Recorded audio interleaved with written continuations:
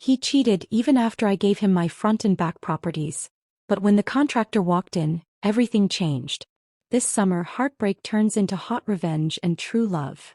Please don't forget to subscribe and comment. And one request, please always keep a smile on your face. I never thought I'd be the kind of woman who would say this out loud, but I gave him everything, every part of me. My name is Savannah, and this is not just a story. It's the echo of a heart that shattered even after giving the best parts of herself to someone who never truly looked at her the way she looked at him. Ethan was my everything. We met when I was 23, still glowing with innocence, with dreams still unbroken. He was 28, charming, ambitious, and handsome in a reckless kind of way. That dangerous glint in his eyes? I should have known it meant trouble. But love makes you blind, doesn't it? I was completely swept up in him. He spoke sweet promises, ran his fingers over my skin like I was gold, and whispered things in the dark that made my heart melt and my body surrender. I didn't come from money, but I had inherited my family's old properties in the city, what I like to call my front and back properties. The front house was this charming 2-bedroom right on Franklin Avenue, and the back house, a smaller but cozy unit behind it. They were all I had from my parents.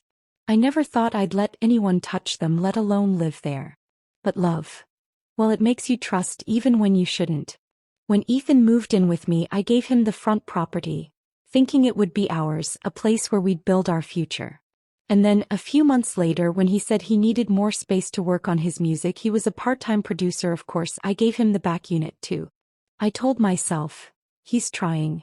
He's working on something big. I even paid the utilities. God, I was so foolishly in love. At night, he would come over and hold me like I was all that mattered. His touch was addictive. His kisses, burning. His body against mine. Well, it made me forget everything. I gave him all of me, not just the houses, not just my savings, but my soul. And when we made love, I believed it was real. He whispered that he loved how I gave without holding back. Thought he meant me. But over time he started disappearing at odd hours. Making excuses. Saying he was working late or out with the guys. My gut twisted with doubt, but I ignored it. Until one night I saw a message pop up on his phone while he was in the shower. I wish I hadn't looked. But I did. Her name was Brooke. She called him baby. And there were pictures. Her in skimpy red lingerie, blowing kisses to the camera. Another one where she was on his lap, on my damn couch in the front unit. My chest felt like it had been hollowed out. I didn't cry right away. I just stared. Silent. Betrayed. When he stepped out of the bathroom, towel wrapped low around his waist, grinning like nothing happened, I couldn't breathe. I didn't scream. I didn't cry. I just asked, "Who is Brooke?" The way his smile fell made me want to rip it off his face. He stammered, lied, said she was just a friend, that it wasn't serious, that she had big property, and he was just confused. He even tried to joke, "You know I like women with assets, baby." As if my pain was a punchline. That night I didn't sleep. I walked barefoot from the front unit to the back, looking at everything I had given him. The studio equipment I bought him. The soundproofing I helped install. The espresso machine he claimed he needed for late-night sessions. It was all my money. My energy. My love. The next day I told him to leave. He didn't argue. Maybe he had been waiting for it. And that hurt more than anything. Because while I had been loving him with everything in me, he had been counting down the days until he could run. After he left, I sank into a darkness that clung to me like a second skin. But then something happened, someone happened. His name was Logan. He was a contractor I'd hired to repair some water damage on the back property. He came with worn jeans, sun-kissed arms, and a confidence that didn't shout. It whispered. He was different. Steady. Kind. Real. The first time he looked at me, really looked at me, I flinched. I wasn't used to being seen. Not after Ethan. I wasn't ready for anyone to want me, not like that. But Logan didn't rush. He made me laugh again. He brought coffee every morning. Told me about his dog Jasper. And every now and then I caught him looking at me with this heat in his eyes. But he never crossed a line. One day I broke down in front of him.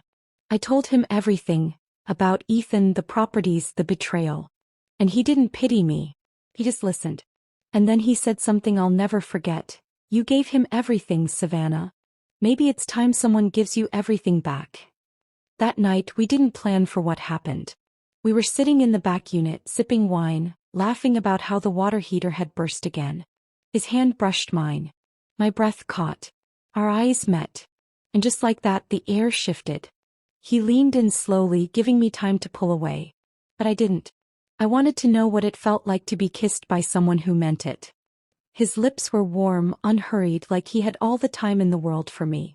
My body trembled as his fingers slipped into my hair, holding me close, like he couldn't bear to let go.